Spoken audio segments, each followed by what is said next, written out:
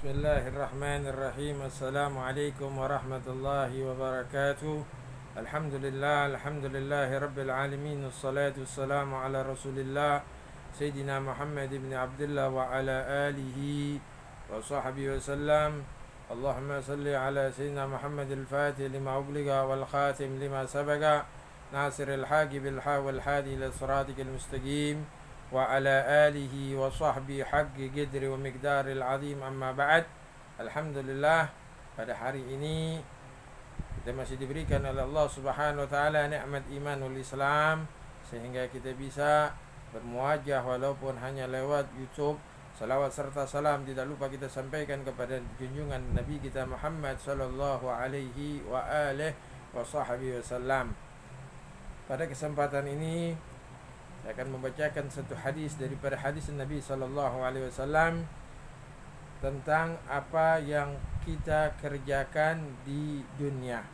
Wala Rasul sallallahu alaihi wasallam, lan tazula qadama 'abdin yaumal qiyamati hatta yus'ala an arba'i khisalin. Sebelum kedua telapak kaki seseorang menetap di hari kiamat akan ditanyakan tentang 4 hal lebih dahulu. Yang pertama, an umrihi fima afnahu. Pertama, tentang umurnya untuk apa dihabiskan.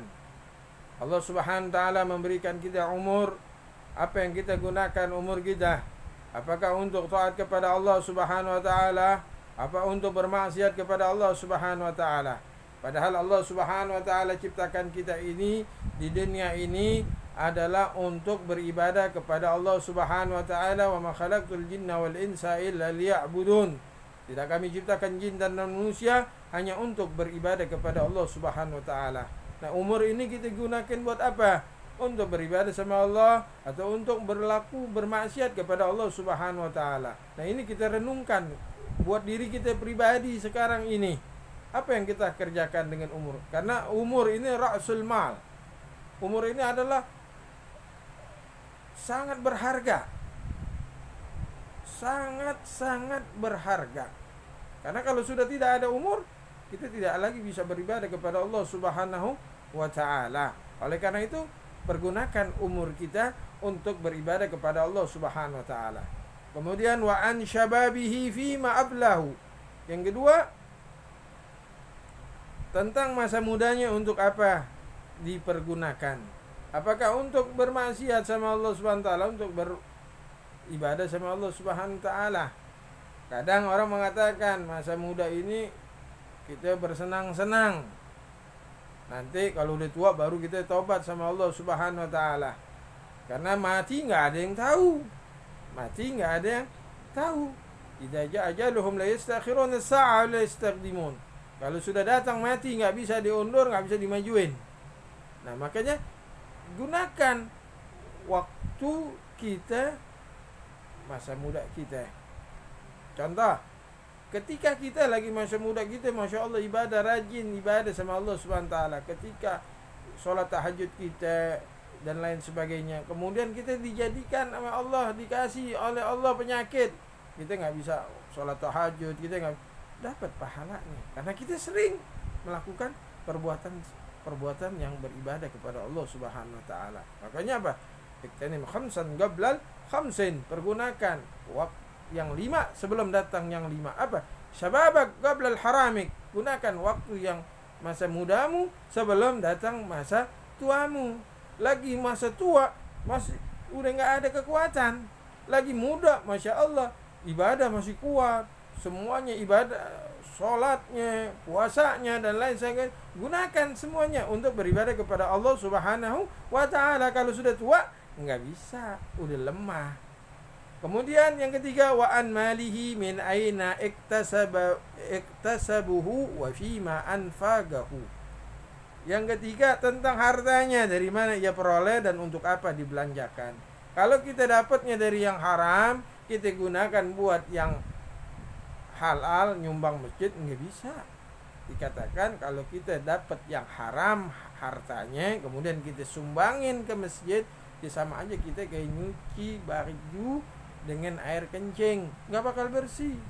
Jangan beranggapan ketika kita mendapatkan uang yang haram, kemudian kita infakkan ke masjid, ke majelis taklim. Biar apa? Biar hilang haramnya itu. Itu nggak bisa.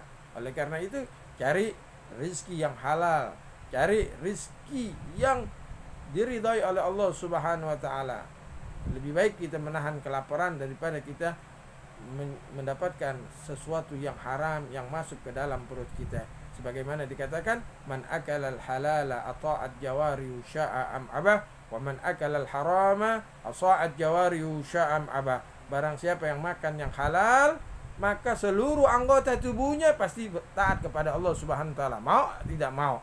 Dan barang siapa yang makan dari yang haram, pasti tubuhnya bermaksiat kepada Allah Subhanahu wa ta'ala, mau tidak mau. Oleh karena itu, cari harta yang halal. Jangan sampai kita ucapkan keluar dari mulut kita ini mengatakan bagaimana mau nyari yang halal, yang haram aja susah. Ini Masya Allah, omongan ini dosanya daripada perbuatannya. Oleh karena itu, mari selama kita pasrahkan diri kita kepada Allah Subhanahu wa ta'ala, kita yakin pasti Allah akan membantu kita.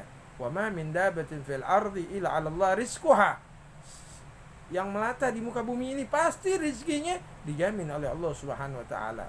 Rizki dunia, tapi rizki akhirat tidak dijamin oleh Allah Subhanahu wa ta'ala. Oleh karena itu, ayo kita semangat dalam mencari rizki yang halal. Kemudian yang keempat, wa an ilmihi madza amila fihi. Dan keempat, tentang ilmunya, apa saja yang ia amalkan dengan ilmunya. Nah, ilmu setelah kalian belajar, kalian amalkan. Al-ilmu bila amalin kasajara bila samar. Ilmu itu kalau nggak diamalin sama kayak pohon tapi nggak ada buahnya. Banyak belajar kosono tapi nggak ada prakteknya. Kita dapat ilmu tentang masalah sholat tahajud, kita praktekin sholat tahajud. Kita dapat ilmu masalah tentang tahara, praktekin tentang tahara. Nah, itu namanya ilmu yang bermanfaat, ilmu yang bisa diamalkan. Jangan kita hadir di majelis taklim, hadir di ini dan lain sebagainya, tapi tidak mendapatkan keberkahan dari ilmu. Bagaimana mau mendapatkan keberkahan dari ilmu? Karena kita tidak mengamalkan ilmu tersebut. Oleh karena itu, mari mudah-mudahan kita mendapatkan hidayah dari Allah Subhanahu wa ta'ala, mendapatkan pertolongan dari Allah Subhanahu wa ta'ala. Allahumma ya man wafaqa ahlal khair lil khair wa anhum alaih, wafiqna Allahumma lil khair wa a'in ali ya arhamar rahimin ya arhamar rahimin ya arhamar rahimin. Sallallahu alaihi wasallam Muhammadin nabiyil ummi wa ala alihi wa sahbihi wa alhamdulillah rabbil alamin. Wal 'afwu minkum. Wassalamu alaikum warahmatullahi wabarakatuh.